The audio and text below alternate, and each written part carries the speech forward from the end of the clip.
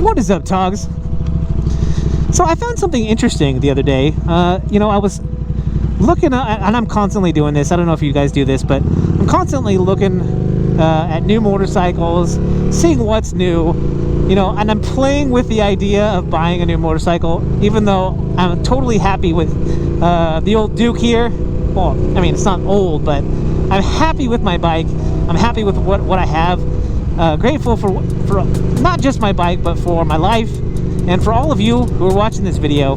But you know, I'm just one of those guys, and I'm sure I'm not the only one out there, who will hop on to Harley-Davidson, hop on to Triumph, hop on to BMW's website, and build a bike just for fun to see how much they cost, see what kind of incentives are out there.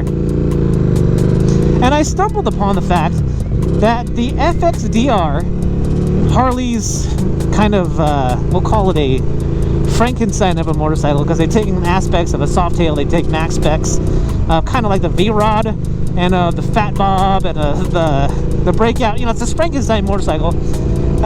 And when they released it the first time, it was, I think it was almost 21,000, if not 21,000. It was right underneath 21 grand. And I know I was one of those people who thought, why is this bike 21 grand? You know, it's basically a Breakout merged with a Fat Bob and with a lot of like plastic parts, or you know, vinyl parts, whatever you want to call it. Why was this bike so expensive? And so lo and behold, if you go to Harley's website right now, the FXDR is no longer a $21,000 motorcycle. Still, it's a $19,000 motorcycle. But let me tell you what this means to me. It means to me that Harley is not out of the realm of being listening to reason, listening to what customers are willing to pay. And frankly, maybe this move was completely done because, you know, Harley was losing money on this bike because no one was buying it. That's always a possibility. Less of, you know, listening to what we have to say as customers, and more of, hey, we're losing a lot of money on this bike, let's lower the price to see if we can move some more of them. That completely it. But whatever happened, Harley budged. So let me tell you what that means to me. I'm really intrigued and kind of captivated with electric bikes, and I've been interested in the LiveWire ever since I heard about the fact that Harley would be making a production electric motorcycle. The biggest problem with the LiveWire, and I've made at least one video on this, and I've done a test ride, so if you're interested in my test ride of the LiveWire, make sure you click the link that you'll see on the screen right now. But my big gripe about the LiveWire, and it was not about how it handled its performance or anything, I loved that bike. But my big thing about the LiveWire was that it's almost 30 grand for this electric bike. Now, its competitors, the closest competitor I would say to making a really nice electric bike is Zero, and their top of the line bike is just over 20 grand, I believe. And after incentives, especially if you live in certain states, you're looking at around 20 grand for its nicest bike, and it's a nice bike, the SRF.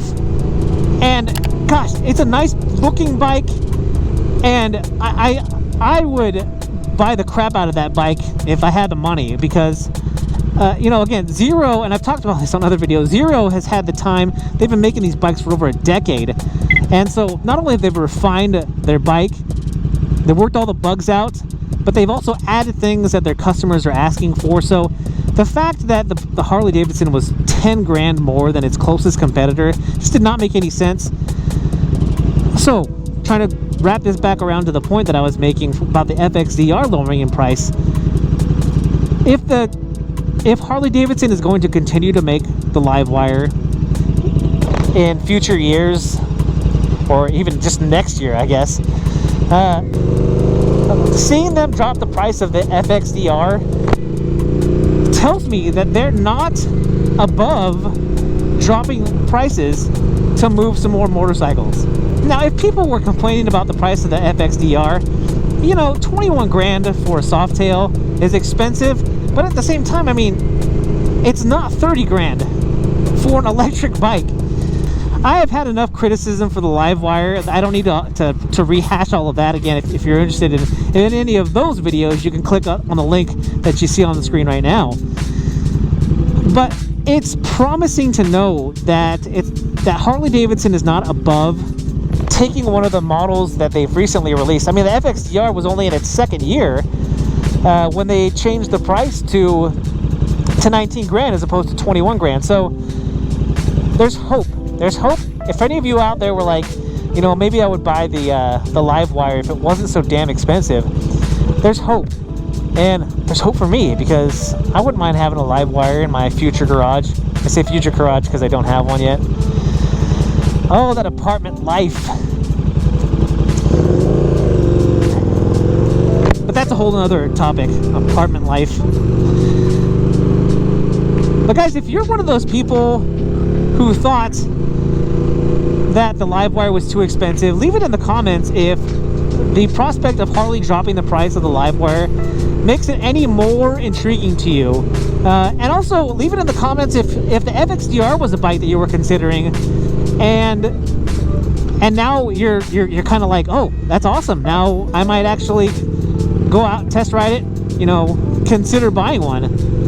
Also, I'd love to hear from anyone who bought an FXDR for 21 or about 21 grand and sees now that, oh, that was terrible, and sees now that the price has dropped to 19 grand. Are you upset? Are you mad about it? I'd like to hear back from you guys too.